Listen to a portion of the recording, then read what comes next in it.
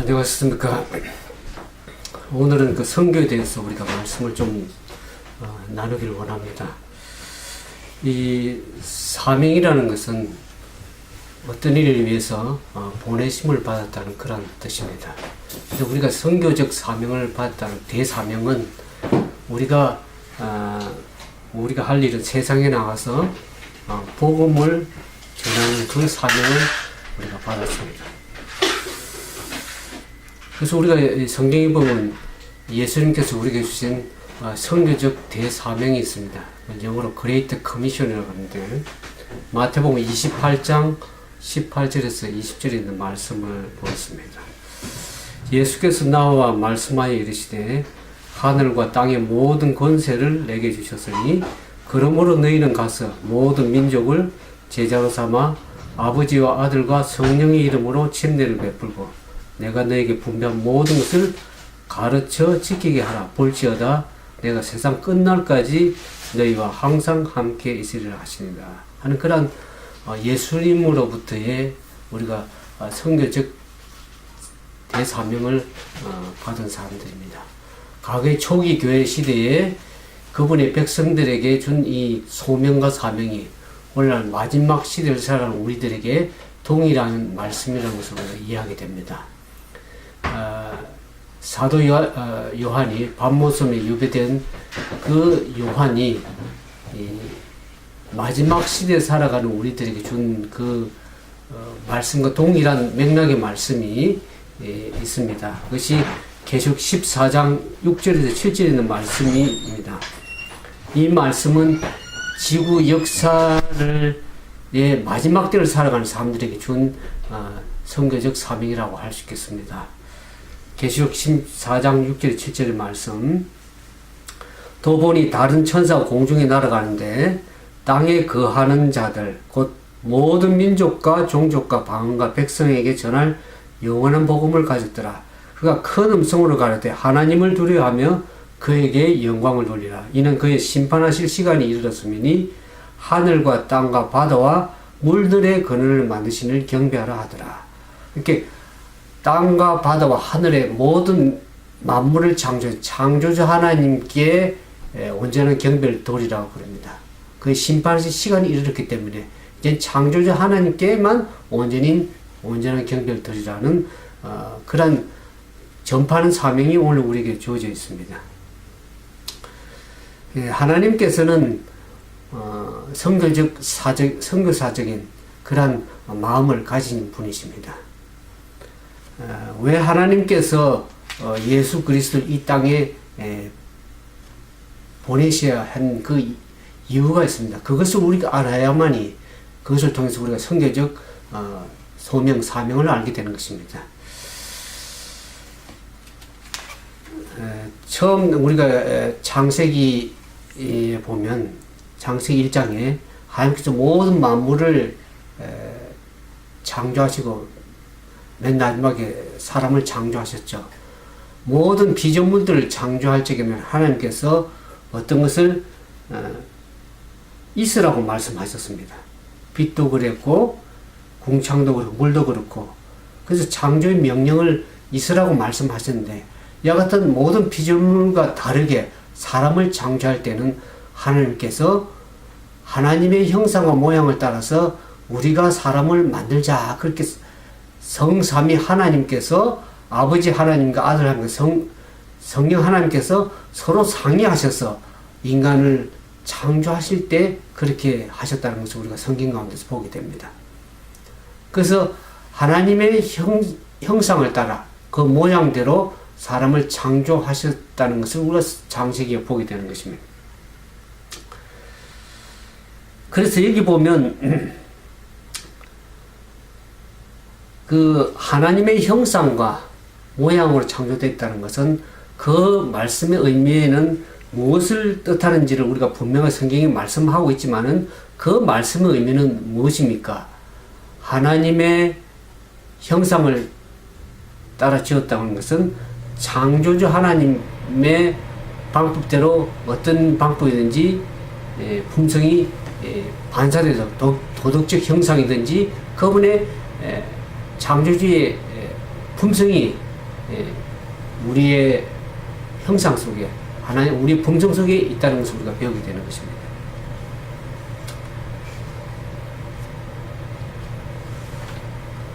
그러면서 하나님께서 창세기 2장에 보면 우리가 하나님께서 우리에게 다른 피조물과 다르게 준 자유의지라는 것이 있습니다. 창세기 2장 16절 17절에 보면 모든 만물을 창조하시면 이렇게 했죠. 여호와 하나님이 그 사람에게 명하여서 각종 나무의 실과 내가 이물어 먹되 선악을 알게 하는 나무의 열매를 먹지 말라 내가 먹는 날에는 반드시 죽으리라고 하시느니라 그랬습니다. 그러니까 모든 동산에 있는 나무의 열매는 내가 이물어 먹을 수 있다는 그런 선택의 자유의지를 주셨습니다.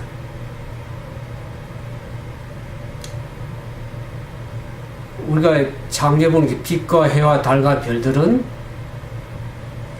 그것들이 선택의 여지가 없이 하나님의 명령에 따라 순종해서 그냥 저절로 그 뜻을 성취해 가지만은 사람의 창조는 좀 특별했다는 것을 보게 됩니다. 사람은 어떤 것을 선택할 수 있는 자유의지를 하나님께 허락하셨다. 먹을 수도 있고 먹지 않을 수도 있는 임의로 모든 것을 먹되 동상 중앙에 있는 나무는 먹지 말라고 하나님께서 말씀하셨는데 그 말씀에 순종해서 따를 수도 있고 또 다른 선택을 할 수 있는 그런 선택의 자유의지를 우리에게 주셨다는 것을 얘기합니다. 하나님께서는 인간의 자유의지를 존중하시고 보호하신다는 것을 알게 됩니다. 하나님은 어떤 자유의지를 주신 인간에게 그것을 강요하시거나 강제하시지 않으십니다. 하나님의 사랑은 저절로 우러나서 자발적으로 하는 그 순종을 하나님이 원하시는 것입니다. 그래서 인간의 자유의지는 세 가지의 중요한 의미가 있습니다. 그 첫 번째 신앙적 의미에서 보면 전능하신 하나님은 개인의 의지와 선택을 일방적으로 지도하지 않는다는 것. 하나님께서 인간을 사랑하심으로 사랑이라는 것은 절대적 강압적으로 굴종이 아닙니다. 스스로 자발적으로 할 수 있도록 선택하는 것이 그것이 사랑입니다. 그래서 하나님께서는 개인에게 자유의지를 준 것처럼 그것을 절대적으로 강요하거나 일방적으로 지도하지 않는다는 것이 그런 의미가 있고요. 그 다음에 두 번째 윤리적 의미에서 보면 개인들은 각자의 행위에 대해서 도덕적 책임을 지게 되는 것입니다. 자유의지를 준 그 하나님의 의미 거기에 보면 어떤 것을 선택하고 하나에 따라서 거기에 따른 책임도 우리가 가진다는 것을 알게 됩니다. 그 다음에 이제 과학적 의미에서 보면 우리가 이 자유의지를 갖게 되는 것은 원리적 법칙에 의해서 그렇게 되지만은 자유의지는 특히 우리 행위는 도덕적 행위에 대해서 스스로 선택한다. 우리 스스로 선택한다는 뜻이죠. 그런 하나님께 자유의지를 주신 아담과 하와 첫째 인류가 어떻게 합니까? 그 선택을 어떻게 하게 됩니까? 창세기 3장 6절 7절에 보면 하와가 그 나무를 본즉 먹음직하고 보암직하고 지혜롭게 할 만큼 탐스럽게 한 나무인지라 여자가 그 열매를 따 먹고 자기와 함께 있는 남편의 그 즈음에 그도 먹은지라 이에 그들의 눈이 밝아져 자기들이 벗은 줄을 알고 무화과 나무 잎을 엮어 치마로 삼았더라. 그래서 하나님의 형상대로 창조된 자유의지를 허락된 그 인간이 자기의 선택대로 불순종의 의지를 가지고 불순종하게 됐습니다. 하나님의 말씀을 따를 수도 있고 따르지 않을 수도 있는 그 선택의 의지를 가진 인간이 자신의 의지를 가지고 불순종의 길을 택하게 된 것입니다. 그 선택의 결과는 어떻습니까? 인간은 결국에 에덴 동산에 쫓겨나고 죄로 말미암아서 결국 사망에 이르게 됐다는 것을 우리가 성경 가운데서 보게 되었습니다. 그래서 인류에게는 죽음이 찾아오게 되었다. 그래서 첫 조상인 아담하가 타락한 이후에 하나님께서 어떻게 했습니까? 아담에게 찾아오셨습니다. 아담아 내가 어디 있느냐 부르실 때에 아담이 어떻게 했습니까? 자기가 벗었으므로 나무 뒤에 숨었는지라 그랬습니다. 오늘날 마지막 세상 저와 여러분 모든 인간에게는 동일하게 하나님께서 찾아오셔서 내가 어디 있느냐고 사랑을 가지고 찾아오십니다. 찾아오시는 우리가 오늘날 많은 사람들이 자기 죄로 말미암아서 죄가 드러나기 두려워서 숨는 그런 죄인의 모습을 오늘 우리도 보게 되는 것입니다. 오늘 하나님은 여전히 우리를 부르고 계십니다. 내가 어디에 있는가? 하나님께서 죄된 죄로 말미암아 죽을 수밖에 우리들을 그냥 버려두지 아니하시고 그냥 버리지 아니하시고 오늘날 동일하게 마지막 시간 저와 여러분에게도 하나님께서 버리지 아니하시고 찾아오십니다. 찾아오셔서 예수 그리스도를 우리에게 보내주셨습니다. 선교사의 마음을 가진 그 하나님께서 죄된 인류를 구원하기 위해서 예수 그리스도께서 성육신하셔서 십자가에 죽으심으로 우리를 다시 살리기 위한 것입니다. 오늘 우리가 선교적 사명을 가진 우리가 무엇을 전해야 될 것입니까? 예수 그리스도께서 우리를 위해서 과거에 무엇을 하셨는지를 말씀해야 됩니다.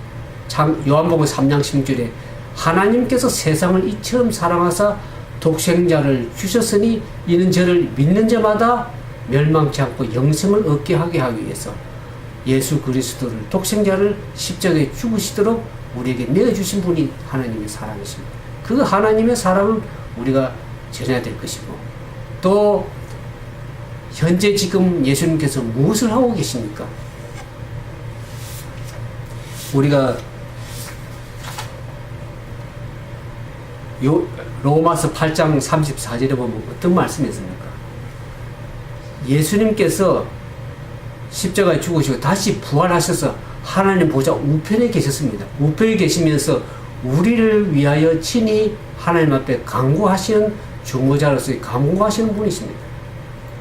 현재 그렇게 우리를 위해서 간구하고 계시고 앞으로 장차 어떻게 되실 분인가를 우리가 얘기를 해야 될 것입니다. 미래에 우리를 위해서 어떻게 행하신가. 데살로니가전서 4장 16절에 보면 그분께서 과거에는 십자가에 죽으셔서 부활하셨지만 이제는 다시 오실 그 주님은 주께서 호령과 천사장의 소리와 나팔로서 친히 강림하시는 재강림하시는 그 예수 그리스도의 모습을 재림하신다는 그 예수님을 전해야 될 것이 우리의 사명입니다. 하나님께서 우리를 위해서 친히 계획해 계시고 또 하나님께서 예수 그리스도를 이 땅에 보내주셨습니다. 그분의 삶과 사명과 그분을 모범을 통해서 오늘 우리가 선교적 사명을 배우는 것입니다. 하나님께서 예수님을 보내신 것처럼 예수님께서도 나도 너희를 보내노라 그랬습니다. 그러면서 마태복음 5장 13절 14절에 보면 두 비유가 나옵니다. 빛과 소금의 비유를 나옵니다.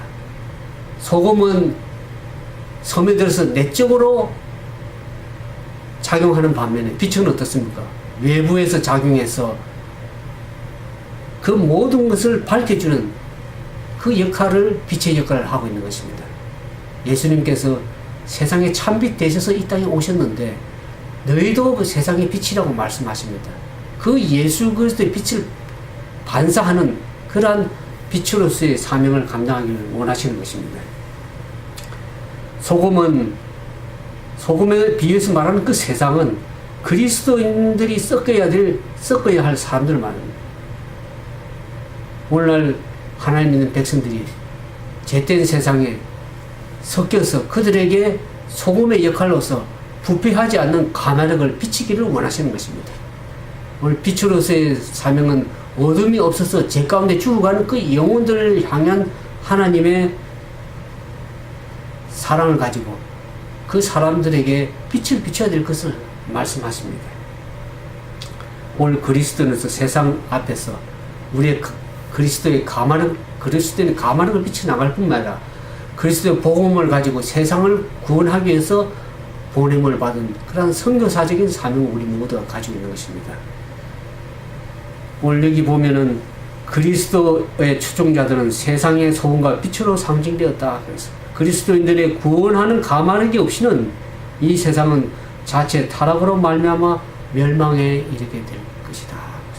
물론 저와 여러분을 통해서 하나님께서 세상의 빛과 소금으로서의 세상에 들어가서 그들에게 부패한 세상을 소금으로 부패되지 않게 감화시키고 또 빛으로서 온전한 그리스도의 말씀의 빛을 전개해서 저들 하여금 죄 가운데서 구원을 얻고 예수 그리스도를 믿음으로 말미암아 구원에 이르는 그러한 구원을 기별을 전가하기를 주님 원하십니다. 아무쪼록 그와 같은 선교사적인 사명을 모두 감당하는 우리 모두가 돼서 하나님께 온전한 영광을 돌리는 우리 모두가 되기를 주님의 이름을 축원드리면서 말씀을 마치겠습니다. 함께 기도하겠습니다.